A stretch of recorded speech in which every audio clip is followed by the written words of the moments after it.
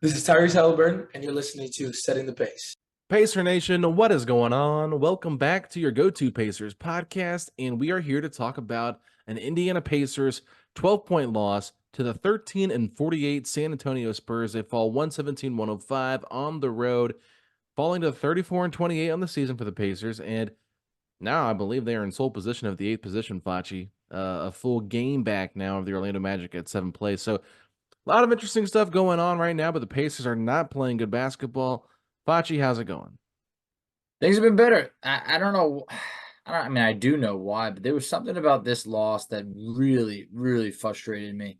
I just thought that the Pacers would respond better after what they went through against New Orleans on Friday. I truly felt that they would be ready to rock and that the Spurs would be, not to say like a tune-up game, but a great bounce back performance. And what I saw in the first quarter kind of really set the tone for this game. The Pacers later on, they made a lot of good efforts, but that first quarter really dug them in a hole. They trailed by 10. They only scored 16, and I just felt that kind of set the tone for San Antonio to really be a threat in this game, and that's exactly what they were. The Pacers were never really able to, get control of this one. Yeah, according to the broadcast, I believe Chris Neri said that 16 points was the fewest the Pacers have scored in a first quarter all season I long. believe it. And then you go back to that Pelicans game they played on Friday, and they gave up 48 points in the first quarter, which was the most points have given up in a quarter all season long. So, yeah, just not good basketball right now from the Pacers. And I think we kind of have to start with the head of the snake, Facci. Tyrese Haliburton. He was held to 0 points against the Pelicans. Comes out in this game, shoots 4 of 16, 12 points, 8 assists, 6 rebounds. It's just one of those things where we're seeing an underwhelming Tyrese, and we can also see a very frustrated Tyrese. Over the last 4 games, Facci, the Pacers are 1-3. Tyrese Haliburton is shooting 26.5% from the field, averaging 9.5 points per game, 7.75 assists per game, and 3 rebounds. Now, listen to this stat. The Pacers are now 4-9 when Tyrese Haliburton has under 10 assists. Then they're also 4-9 when Haliburton has 15 points or less in a game. So, really, they need Tyrese to get back to who he is because he is the engine that runs this thing. And while we can sit here and praise McConnell for all that he did, great game for McConnell, but it doesn't matter if Tyrese Haliburton isn't playing at his best or at his highest level because we've seen in this 4-game stretch here, when he looked his best, that's when the Pacers were actually winning the game. When he doesn't look his best, things don't go well for this team. No, I'm worried. I'm worried right now. I mean, the stats that you just shared over the last couple of games, I mean, it doesn't get any worse than that for an all NBA caliber player like Tyrese Haliburton. It really doesn't. And there's been, that graphic has really, become very popular about his pre-injury and post-injury stats. Yeah. So over a larger sample size, let's just take a look at this. Pre-injury, Tyrese Haliburton was averaging 24.2 points per game, 12.7 assists, 4.3 rebounds, doing it on just under 50% shooting from the field, just over 40% from 3, and about 87% from the free throw line. Post-injury, prior to this game, obviously, so these numbers are going to take a hit. It was 14.7 points per game, so a drop off of about 10 points per game. Assists went from 12.7 to 8.6, so you're talking about 4 less assists per game. Rebounds dropped from 4.3 to 2.7. His field goal percentage dropped from 49.6 to 44.8. From three-point land, dropped from 40 to 34.4. And then from free throw line, that dropped off about 10% as well, 86 to 76%. It's a big difference right now. And I'd like to think that if there wasn't so much riding on the line financially, that Tyrese would have sat for longer. I think All-Star break didn't do him any wonders because it was not a break for that man. And now the Pacers are in a tough situation because they're dropping games. He clearly does not look the same. And I'm sure he's fighting every urge, if there is, a push from the front office, to take a rest. Yeah, I'm not sure exactly what that would be, but I do think like he came back after All-Star break, had a really good game against the Pistons, looked like himself again, kind of felt like, okay, we're slowly getting Tyrese back. And he's had some other games where he's played pretty good basketball. It's just recently he's looked like he's in this slump. And I think it all kind of started with that Toronto game. Toronto really frustrated him defensively, and you're starting to see teams figure out how they can impact the Pacers a little bit more. We saw New Orleans go to that zone defense that really flustered this team. And we can talk about it because people don't want to sit here and say that, oh, the reason we're struggling is because we don't have Buddy Hield. And I'm not going to go out there and say it's only Buddy Hield not being here while we're struggling. But what Buddy Hield brought to this team offensively, he was a powerhouse for this team and how they're built and how they like to play. Spreading the floor, constant movement off ball. It just opened up so much more space for everybody. Now you substitute him for a guy like Andrew Nembhard, who's a much better defender, but teams do not respect him the same way as a shooter. And even though Aaron Nesmith has put up good numbers this year, the same can be said for him. And Pascal Siakam, the same can be said for him. Teams do not respect them like they did Buddy Hield. And even at times, Obi Toppin has shot the ball incredibly well this year. Him coming, back into the bench role and not playing as a starter, that does also hurt the spacing a little bit more too. So I think a lot of it has to do with the spacing and the kind of looks Tyrese is getting and the different defensive coverages he's getting thrown at him. It's a learning period for him, Foch, and I think it's going to take some time. So, I don't know if you heard Rick Carlisle's comments after the game against New Orleans, but like the very first thing he said is like, this is not a Tyrese thing. This is a Pacers thing. So don't even go there. It's not a Tyrese thing. Really standing up for his guy. But I don't think you can simply say this is not a Tyrese thing. It is a Tyrese thing. It is. It is a Pacers thing too, but it's a combination of both. And Tyrese, I just said it, he is the engine that keeps this car moving. So they need him to kind of figure things out, and every great player goes through something like this, Fletch. There's no doubt about it. It's a 2-game stretch right now, really maybe a 4-game stretch. He's not looked his best, but like coming back from this injury, trying to figure things out. There's been a lot of lineup changes because of the guys that have been hurt, re-entering and, being back and forth in the lineup. I understand why people are frustrated. I'm frustrated too, seeing this team not playing well. But I think there's a lot of different levels to this and layers to this, and it's not just a black and white. Tyrese hasn't been good. That's why we suck.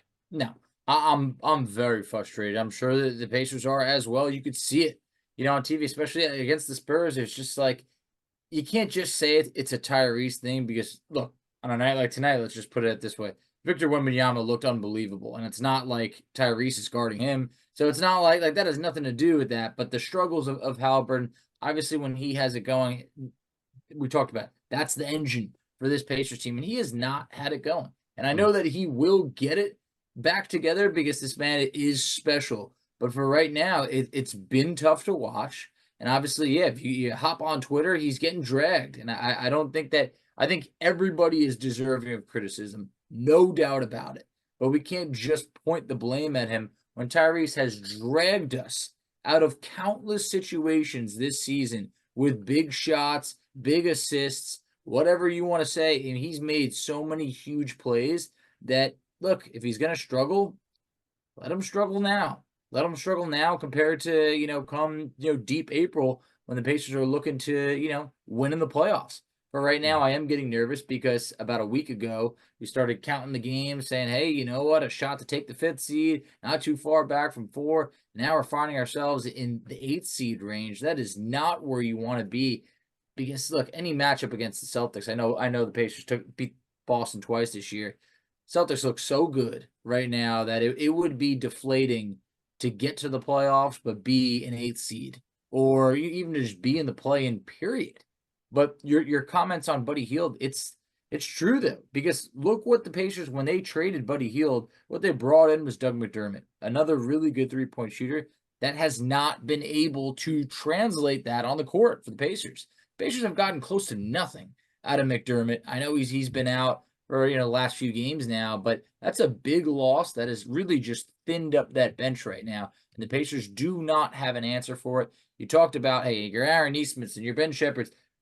They just don't demand the same respect from 3-point land that Buddy Hield was demanding. And I think that's because Buddy was, consistent. I think a guy like Shepard in and out, hey, we'll see. Nesmith, the percentages are really good, but Buddy Hield at any point, I feel like could become a flamethrower from 3-point land. Yeah, it's the respect level for Buddy Hield. You're talking about a guy that had the most made 3-pointers, like top 3 with Clay and Steph for I don't know how many years it's been, but it's like over the last 5 years, he was top 3. Yeah. So I mean that just like the level of respect everybody has for him. And we can debate whether or not the Pacers should have or should not have traded him. I understand the pros and cons to both of it. Maybe you just write it out because, Buddy Hield, the contract situation was a big talking point and he Yeah. wanted to get paid. So, Indiana was trying to figure out what they should do, and he got benched in Charlotte for Andrew Nimhard, and then they ended up trading him that week. So obviously, some writing on the wall there. Things were just not looking good for Buddy Hield in terms of getting a new contract. But yeah, overall, like you talk about it, you're a little worried, but I think that with 20 games left, only 2 games back of the 5th spot, only a game and a half back of the 6th spot, it's okay to watch the standings a little bit as we get closer and closer. And I know I kind of opened up with it, but it's also like if you're constantly looking at it every single night, you're going to be a little bit nervous and you're going to have an anxiety attack. So I would say let the month of March play out before you're just constantly like glued to the standings, and let see how this Pacer team bounces back. It's very rare that we see this team lose a lot of games in a row. They've done a very good job of not doing that, which is why I think everybody expected a big win against San Antonio, considering San Antonio is a lottery level team. Yes. But you talked about that first quarter earlier. I was just really disappointed with the effort and energy this team came out with. And I feel like, how is a team that is destined for the lottery playing better, you know, playing with more defensive energy and effort than a team that's trying to position themselves to be a top 4 team in the Eastern Conference? Now, you're gonna have games like that all the time, but it's like, man, it's just frustrating. This is where the Pacers kind of have to, as Tyrese Haliburton said a few months ago, we have to grow up. We can't continuously allow ourselves to get down this rabbit hole of, playing down to the level of our competition. And Victor Wembanyama, that looked like a future MVP in the making. Oh I my God. guarantee this guy's going to win an MVP Unbelievable. within the next 5 years, Facci, because Special. he was unguardable tonight. The shot making that he was doing, the defensive awareness, I mean, the defensive presence that he had was just unreal. Guys constantly had their head on a swivel because they knew he was within blocking their shot distance. I think he was close to another 5-by-5 game in this Yeah. one too. If he didn't get it, I haven't even looked at all the stats yet, but he was really close. I know that. Yeah, I mean, he had 31 points, 12 boards, 6 assists, and 6 blocks. How many It's steals? just one. So, Okay, so he had a four not in by that five, but department, still, good grief. but it's incredible. I mean, even bad passes to Wembanyama, it's not a bad pass because he's so long Hmm. that I felt bad because I felt like Pascal Siakam was battling, trying to do anything he could. And it's just like, you got to remember, this is a guy who's about 7'5" and incredibly gifted. We talked Hmm. about what he did, across. He also went 3 or 4 from 3. I mean, there's really nothing that he can't do right now. So I found myself just in awe at times of just like almost just being a fan of his game while Yeah. I'm really frustrated on the other end. I'm just like, Wembanyama, man, that guy is everything and more that he was advertised as. The shot making was incredible, and I tweeted it out. Like almost everything that he was taking was hitting the bottom of the net. Like you're Yeah. not talking about rattling some shots in. Like these were just swishes, and like some of them like were just step backs over guys, fadeaways over Mhm. guys, just because he's got that length on him. But I mean, honestly, like the defensive presence that he has out there on the court, like he can cover so much space. Guys constantly were afraid to take shots in a pick and roll against him, drive at him. I know Matherin drove at him a few times. The beginning of the third quarter, Nimhard drove at him, and he literally pinned the ball up against the backboard and grabbed it and started a fast break. It's just like, hey, you know what? This dude is an alien type of player. I'm not here to just ooh and ah about him, but I thought that he really just completely impacted the game on both sides of the basketball and really made it difficult. Like the Pacers had their runs when he was not in the game, put him back in, and the Pacers had no answer. So he really was the difference maker, I think, for this Spurs team in this game tonight. And the Pacers would not have been in this game tonight without TJ McConnell. 26 points on 13 of 15 shooting in 27 minutes. That's the second most points he scored in his career, I believe. In a game, 29 was the highest last year at Milwaukee, but Yep. 5 assists, 2 rebounds. Like McConnell was honestly so good in this game. And it's a bit of a bummer that he was one of the only guys that was really effective and efficient for the Pacers. But this is why you need a guy like McConnell. But man, you really needed someone else to step up and help him. You really did. You really did. And I just felt like, yeah, hats off to McConnell because it's just so crazy where we started at the beginning of the season. He's out of the rotation. You see him like on a night like tonight, it was just like he was the guy that had it going.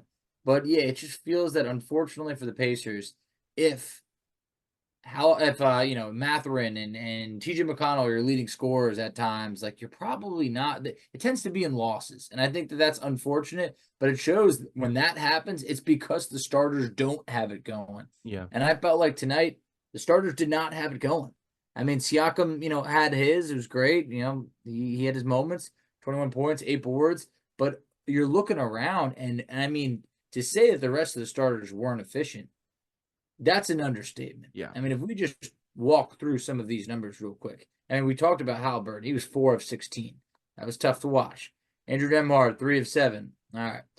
Miles Turner, 6 of 17. I mean, Turner's not getting up 17 shots a lot, but for Turner to go 6 of 17, that's tough. And then Nesmith, hey, it's great to have him back, but on a night like tonight, 1 of 7 from the field. Obviously, I mentioned Siakam, who played pretty well at times.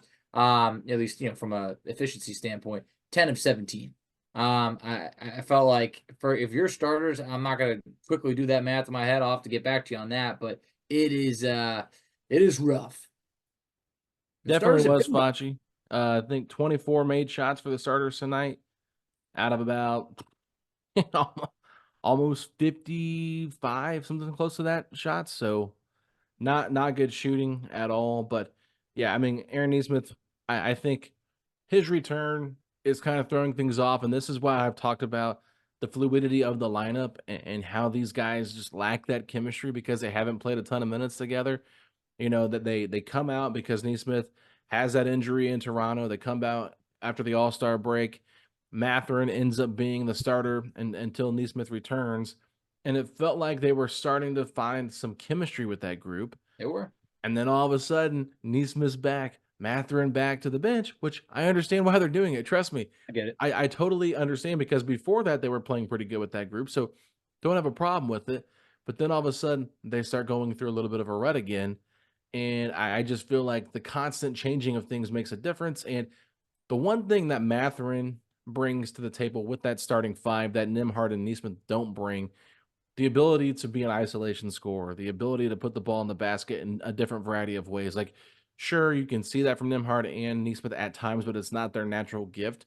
And that's why there's so much expectations for Mathurin to reach that ceiling, because what he brings is what this Pacers team is lacking in that starting 5. And that's someone in the backcourt, that wing spot that can kind of help Haliburton. We know Siakam and Turner are kind of going to do their things. And at times, Siakam, he can score 21 points and be pretty effective, like 10 to 17. Then that's pretty good numbers, right? So not like it was a bad overall performance from Siakam, but, this is where you need that other wing scorer to kind of help with Siakam and Haliburton, kind of that big 3 type guy. We've got our big 2 now, and now we need our big 3, but Nesmith just does not bring the same level of scoring. Now, defensively, that's why you have him in there. Same with Nembhard. I think that's pretty obvious, but I think there can be a case for maybe you stagger minutes a little bit better to maybe get Mathurin more minutes with Nembhard, Haliburton, Siakam, and Turner after they develop that chemistry. And we saw that to kind of close the second quarter, which I thought they did a pretty good job making this a game at halftime after being down so big early. They did. The Pacers were able to cut it to 4. Just right at halftime. And I felt like, okay, hey, you know what? A 4-point game. Things were ugly to start. We're going to be just fine. And then I just felt that, that lead started to really stretch for San Antonio. And it just, I don't know. I felt like I don't want to say I was losing faith in the starters, but it was just the last couple games, I've been just like, well, what's going on right now? And for San Antonio, I mean, it's a young team that every night they're going to give their all, win or lose. And I felt that the Pacers, once again, overlooked them. And I made a joke just a little while ago saying, like, yeah, Pacers are going to try and catch them all, try and catch a loss to all the teams at the bottom of the standings. And they're getting close to it. And that's not what you want. I said it before. I thought this was a perfect get-right opportunity. That didn't happen tonight. You look at San Antonio, and, expectations were not to be winning at all. But they got some good young players on that team that I feel that hey, you know what? I wouldn't be surprised if the Spurs shock some more teams towards the end of this year, just because Wembanyama is starting to come into his own and everything like that. But when the Pacers played San Antonio earlier in the year, they dropped 152 on the Spurs. Tonight, they scored 105. Yeah. 140, I mean, a 47-point difference is insane. So it shows that that Spurs team was probably like a deer in the headlights in the beginning of the year, and now they're starting to get a little bit of experience underneath their belt. But for tonight, this is a major wasted opportunity for Indiana. I think this kind of shows you too the growth that Wembanyama has had in his rookie season Definitely. from the beginning of the year to now. That was one thing that really stood out to me. Devin Vassell had an okay game, but I felt like Keldon Johnson was just unbelievable in the second half. I think he had 15 of his 17 points in that second half, and it felt like every time the Boy. Pacers would get it within two, here would be Keldon Johnson at the end of the shot clock hitting a 3-point shot. And I was like, good grief. Like, I understand like why the rotations are the way that they are sometimes and why he's getting these open looks, but it's just like this dude cannot miss right now. So I I was a little bit frustrated, just like, oh my God, like Wemby and Keldon Johnson cannot miss anything right now. And it just kind of shows you like even the worst teams in the NBA have that much talent that they Oh can yeah. beat anybody on any given night. And so I think that on paper, yes, the Pacers, this is a bad loss for them. But overall, I think you feel like, okay, let's figure things out moving forward. I was looking at the numbers here, Facci, in terms of Jalen Smith and Aaron Nesmith since they've returned. And so Jalen Smith in 5 games is shooting 14 of 31 from the field for 45%. He's had some games where he's looked better, 4 of 9, 4 of 7, 4 of 6, a couple games, with 2 games of 1 of 6 and 1 of 3. So not good for him. And then you've got Aaron Nesmith, who shot 4 of 12 the last 2 games at 33%. So he's got to get better. Yeah. And look, you're happy to have those bodies back because those are two real solid contributors to the Pacers. So it's better to have them out there than to not have them overall. But you wonder just how healthy is this team? Haliburton's obviously, hobbled. Nesmith's obviously banged up. Same with Jalen Smith. I mean, I'm still confident Turner's got that back issue. I feel that he has not missed the time that he had typically missed in previous seasons, so you got to be happy about that. Nembhard's battled injuries all year. I felt like, and Mathurin a little while ago had that toe injury. Look, this is where we're at with about 20 games to go. People are banged up. Will the Pacers be able to get healthy at the right time? I don't know. I don't know because now they really can't afford to rest anyone at any given point because it's just getting really competitive out there. But man, this was a tough one. Just looking back at that last game against San Antonio, I looked at it because I was like, man, I remember Wembanyama just looked human in that game. This was a stat line last time we played the Spurs. 13 points, 10 boards on 3 of 12 shooting. Yeah. Tonight, he looked elite. So, I think a lot happened during that span. The growth's been there. And I think for the Pacers, they're just kind of going a little bit of a different direction right now. I really hope they snap out of it. But the schedule isn't really giving. So I think at this point, you gotta snap out of it real quick. And for that, I hope it doesn't take long. Yeah, you can't look too far ahead. I think you just got to take one game at a time if you're Indiana and just play who's in front of you because every game is crucial moving forward. And this offense really has to figure things out because Facci, for the season, the Pacers are now 0-16 when scoring 110 points or less this That's season. just insane. So, they've got to figure out a way to get their offense grooving again because this offense is not grooving. And it might not ever be grooving like it once was either. Now, I understand part of that's intentional with the way they've changed things up schematically with the addition of Pascal Siakam, but they have to figure things out because they got to play to their strengths, and they're best when they're scoring at a higher level.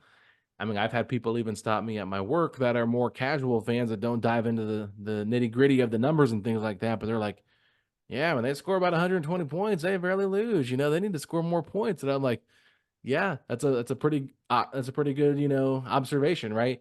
So I do think that one thing that is a little bit missed, Ben Shepherd these last 2 games not being available.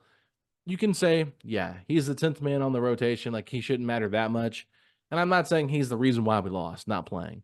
But I do think they've missed his presence out there because he is shooting the ball better of late, and his defense is much better of late too. So I just think having him not out there has hurt this team. It is a little bit of a bummer that he's been sick and is going through this. Nobody's missing Doug McDermott at this point, but everybody, is excited for what Ben Shepherd's done. And I think that what he's brought as of late has been much needed for the Pacers and their success. Yeah, I mean, look, I'm with you. I don't think that Ben Shepherd's the difference in this game, but the Pacers had opportunities where they were cutting it to, a 2-point game in the fourth quarter. And okay, hey, look, so you never know what could have happened. Shepherd's had some moments this year where he's hit a three and gotten a steal, and that's led to a basket, and it's been 5-6 point turnarounds. But a night like tonight, like obviously McConnell was fantastic. Mathurin gives you 13. But if Obi gives you 2 and Jalen gives you 4, I mean, you're just the bench is essentially 2 guys producing from an offensive standpoint. So it's just not where you want it to be. And I feel like for Ben Shepherd, it would have helped to have him out there. Don't think it would have made a difference against New Orleans in that game. But I want to put this out there. This is the most worried I've been all season. There's been bad losses that I've been able to be like, you know what? Hey, they're tired. You can shake it off. You can make up whatever in your head. I'm looking at this right now like I'm nervous. I'm nervous because the way the schedule is, if the Pacers drop a couple games right now, you're really going to be like, we might be locking ourselves almost into a play-in territory. And at that point, coming into the season, making a play-in, that would have been fine. But we saw enough like signs of potential greatness to know that this team's capable of more. And it's just, we're going to look back at the end of the year, and we're going to add up the amount of losses that we've had to teams that are solidly picking in the lottery. And it's going to be a shame. And we just can't afford any more of those. And you also know it's not realistic to beat every team that you're better than. But when are the Pacers going to be able to handle business more consistently? Yeah, they've been an inconsistent team, and I think that's been what's frustrating about them overall is because you've had a lot of high highs, but you've also had a lot of low lows, and that is the biggest thing that I've felt myself dealing with when trying to observe this team and kind of give a good analysis on them because it's like, well, we've had 4 wins against Boston and 2 against the Celtics, and we beat Philly twice, and man, we've looked pretty good against the Cavaliers this year. But then you go back and say, well, we've lost to, Toronto twice, and we lost to Orlando twice, which they're better than us right now in standing wise. But still, like a lot of these teams that are either like in the same tier as us or below us, we've lost some really big games. So I think that does matter a lot. And with 21 games now under his belt as a Pacer, the Pacers are 10-11 since the Siakam trade. And we said, we're going to get a good sample size of what this is going to be like, but it's been with constant injuries, constant lineup changes, and I think that overall we're going to figure things out. I think Rick Carlisle's got it all under control in terms of like finding the right groups to play at the right time. It's just you can only do so much with the roster you have currently constructed. And if you were to tell me, Facci, that this team goes 10-10 the next 20 games and finish the year with 44 wins and 38 losses, I think rewind 4 or 5 months ago, everybody would have been like, that's a great record. Oh, yeah. So the Pacers are playing really good basketball overall for the season, but because they traded away that pick this year to the Raptors, everyone is starting to get a little bit panicked. But still, even if they had that pick and it becomes pick 14, okay, would you rather have pick 14 or Pascal Siakam? Just be honest with me. Give me Siakam. Yeah. Yeah. What would we do with the 14th pick on this team? That is like 14th is such a like in this draft too. What was that? And in this draft too. Yeah, a draft that honestly no one's excited about right now. There's always going to be a couple good players, but like you heard what it was at the deadline. People didn't want to make trades for first round picks, not in this draft. But the 14th overall pick in this draft and where the Pacers are at just would not have made sense. It probably would have been a pick that they would have looked to trade anyway. Give me Siakam. I think that record that you mentioned, 10 of 11, like, look, no one feels great about that. But yeah, you talked about the stretch the Pacers went through during that span. I mean, Haliburton misses a lot of games. Nesmith misses a bunch. Jalen Smith misses a bunch. I mean, Mathurin's out of lineup at times. Like everybody was just banged up and tired and going all-star break. You can make a lot of excuses. It is what it is. I think that the Pacers, you mentioned 44 wins. I think that's right around where I predicted in the beginning of the year, and I felt good about it.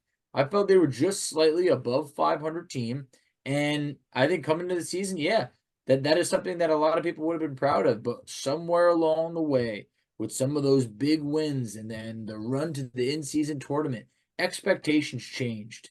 And I think that if the Pacers can still get into the playoffs, that would mean something. If the Pacers got bounced in the early play-in, it would lose what it once could have been. And I just don't want that to happen. Being a top 6 seed, it looks like it's slipping away a little bit. The good news is a lot can change in a week. A week ago, our mentality, everything we were saying was a full 180 of what we're saying right now. So it starts with winning. It cures all. Winning does cure all, Facci, but you know what also cures all? Our amazing fans. And so I want to close out the show today, giving a shout out to my man Garrett. Him and his wife sent me a package of 5 different sauces, Facci, from Ooh. Buffalo, New York, right They there look in your good, too. backyard. How far are you from Buffalo? Very far, very far. Okay. So not in the backyard. Buffalo is probably about a good 6 hours from where I live. Okay, that is a far back. That's a pretty Yeah. distant backyard right there, Facci. It's a large yard.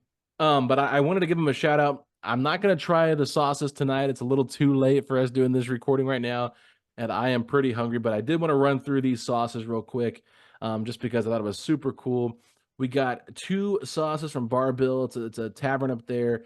We've got the honey butter barbecue. I can't talk, and then the regular medium.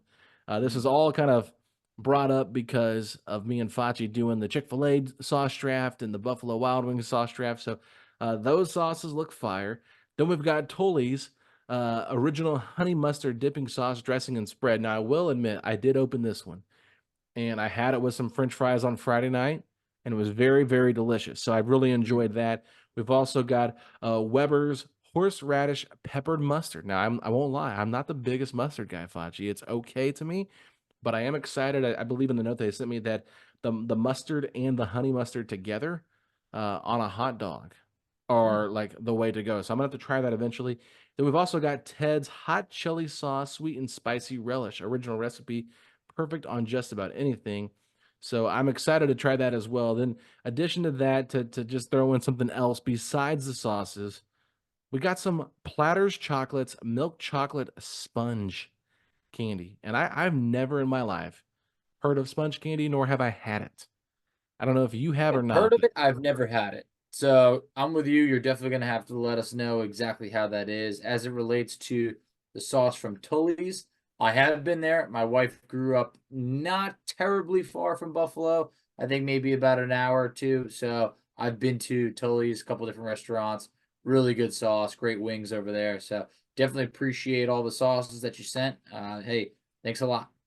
Yeah, and I want to make sure I correct this. It is the Weber's mustard and Ted's chili sauce that you put on the hot dog, not the honey mustard. So I apologize for that one right there. Want to make sure that I do get the correct combination there. But the sponge candy, I'm gonna try it on our episode for Thursday, probably Wednesday night, Thursday morning. I want to try that because I think it's going to be very delicious. I just it looks very weird, but it looks like it could be really good. The note said you're either going to love it or you're going to hate it, but you're going to love it. So I'm going in with a positive attitude, Facci. It just, the bag felt a little bit bizarre to me too. I was like, man, this is some weird stuff right here. Like, I'm kind of nervous to try it because I want to like it, but I'm afraid I might not. But yeah, it's pretty cool stuff. And Facci, if you're ever in Indiana, I'll save some of this sauce so we can have a wing, Ooh, you know, podcast sounds where we good. talk about all these sauces and we'll try them on all of them just to make sure we're fair. But I'm not opening them yet because I don't want to waste them. I want to wait till I'm going to use them correctly. That's true. Um, That's true. Because it was the about honey what, mustard's in the fridge right now. six sauces or so, 5 or 6, something like 5 that. of them. Yep. Yeah. So you don't want to open up all 5 at once, So, but it is the gift that we'll keep giving because they will last for a while. So that'll Yes. be great. So once again, want to thank our fans for doing that. And if you guys ever want to share anything with us on the podcast or whatever, reach out to Facci and I on social. We'll try to hook you guys up with a way to get things to us. And I know I have talked about it for the last month plus or so about us having some new merchandise in the making. I had to put a halt to that because I just want to make sure we get out the merch you guys want and not just throw stuff together. I'm trying to come up with some creative shirt designs that are worth buying and not just hey, here's our logo on a shirt. Let's rock and roll. No, I mean, we want to come up with something pretty clever. So I'm going to work with some people that are really into graphic design. And hey, if you're listening to this and you like graphic design and you want to maybe participate and be a part of designing a Pacers t-shirt involving setting the pace, hit me up on Twitter, Instagram, Facebook, email me at alexgoldenmba@gmail.com, because you know what? I think that me and Facci are open to any kind of idea because we want you guys to be involved. You guys make this show. So I thought this sauce thing was one of the coolest things ever. I will never forget Rooster getting us jerseys, right? Custom-made, homemade Pacers jerseys with our name on the back with the number 1. So, you know, that was super cool. These sauces. So I do not forget, and you become a staple of this show when you send this stuff. So not saying you have to, but hey, if you want to stand out, that's going to help you. Hey, no one's got better listeners than us. We really appreciate everybody who's ever downloaded, played, anything of the sort, especially if you've ever been on the show before. Hey, we appreciate you all. All right, Facci, well, let's go ahead and wrap things up here. Anything else you want to throw out for this game, or do you just want to get right to our social media? I want to throw this game out. I don't want to throw anything more towards this. I want to forget this even happened because my blood was boiling after this. And I went, now I got to hop on a podcast and talk about it. I felt like I was about to go to a therapy session. So I just want to be able to move on past this and, just be able to get back to winning. Yeah, I will read Facci's text before we came on here when the game's almost over. A 2-word text message sentence.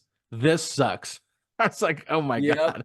Then it was text me whenever you're settled and ready to rock once it's officially over. Like Facci was just like, I was just looking at, there was like 1 minute and 17 seconds left. I just remember that specifically. I was just like sitting there just being like, oh, come on, just please get this game over with. Like, yeah, I know we're not coming back. So, hey, there's going to be those games. I wish there was more of the, we beat Boston, we beat Milwaukee, whatever it is. And we're racing to the pod to be able to, share those moments. Those are the best post-game pods. So I'm looking forward to the next one.